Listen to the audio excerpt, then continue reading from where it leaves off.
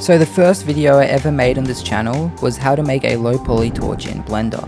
And then 2 years later I remade that tutorial. And now another year later I'm going to remake that torch. Looks like this has become a thing. So let's just jump into it.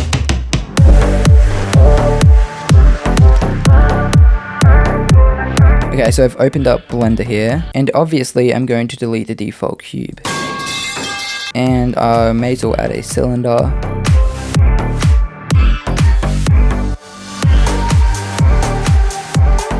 This will be the back of the torch. I want a little like inset groove at the back of the torch, kind of like this. And I'm also going to enable cavity, and that just makes it a lot easier to see the edges. You can see the difference that makes. I will use this as a slash modifier, and I want to add a bit of bevel to this. And a bit of bevel to this. So that's the back of the torch. And then we can have the grip here. Extrude this out. We can have some buttons there.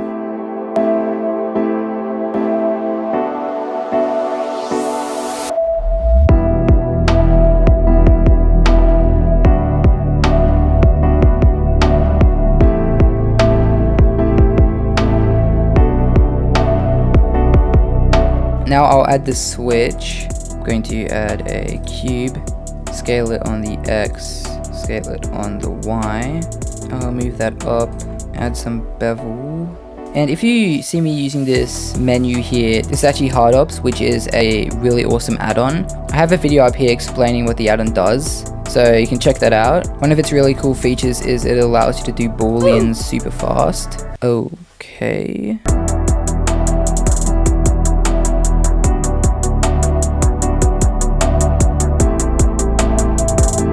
I'll have to turn the bevel amount down so we don't have any weird artifacts. Let's add another cylinder.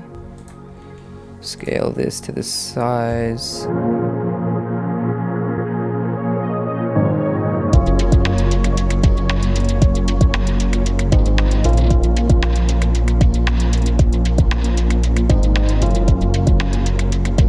Oh, better save, don't want to lose anything. I think I might stretch this back bit out a bit.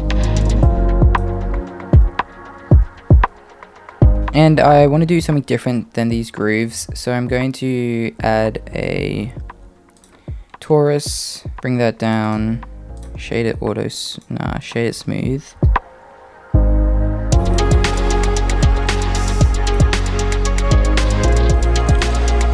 And I'll just use a difference boolean on that. What the heck? It's because we have bevel. There we go. Okay, that still didn't work. Okay, that should be fine. Now I'll just use an array modifier on that. Gee, that actually looks pretty bad. I'm actually going to separate this whole section here. Separate that by a selection, and then we can remove the bevel, and I will adjust this boolean here. That looks very low poly as well, so I might add a subdiv modifier. Then maybe we can re-add a bevel. Okay, that works. 2 hours later. Oh, okay, that's better. I just had to move the subdiv modifier to the top of the list. Okay. That looks way better. Now I'm going to add a charging port to the back here. So add a cube.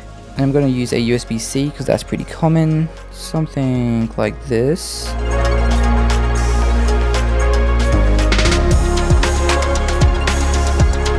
I have some issues with the bevel. I'm actually going to use HardOps Smart Apply.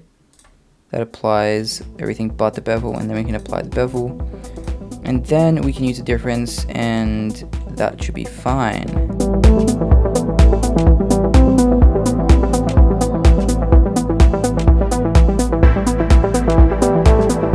I want to add a bit more detail on the front, so I'll tap into edit mode, go into side view, select these two faces here. Which would be good. Now we should be able to do that. There we go. Yeah, that's good. Nice. And then I'm going to use another HardOps feature, which is twist. Actually, no, which is radial array. We only want 490. Okay. There we go. Looks really nice. Now let's add this grip. Duplicate that. Separate it. And add a bunch of loop cuts. Go to face select. Poke faces. There we go. And then Alt S to make that grip. Nice. Unisolate it. Now I'm going to make a little screw and move this up, extrude it out. Something simple like this, and add a bit of bevel. That's good. Now I'll just move this to the back, scale it way down.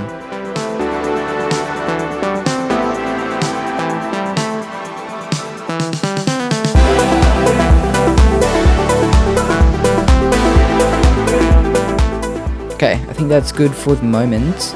Now I'm just going to organize my objects and collections a bit because it's super messy.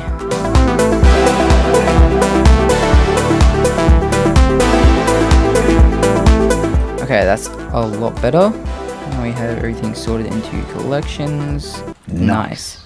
Now we can move on to texturing this. Head over to shading. I might use cycles just because it's more realistic. And I'll make a new material and call this main metal.